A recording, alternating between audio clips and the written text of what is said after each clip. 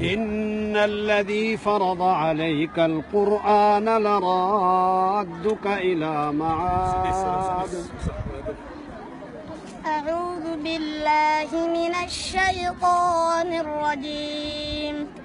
إن الذي فرض عليك القرآن لرادك إلى معاد قل ربي أعلم من جاء بالهدى ومن هو في ضلال مبين.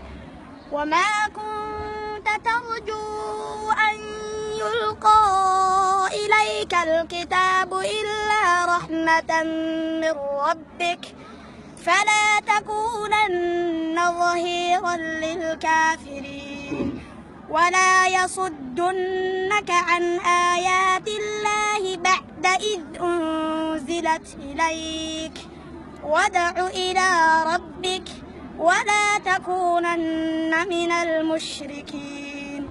ولا تدع مع الله إلها آخر لا إله إلا هو كل شيء هالك إلا وجهه له الحكم وإليه ترجعون.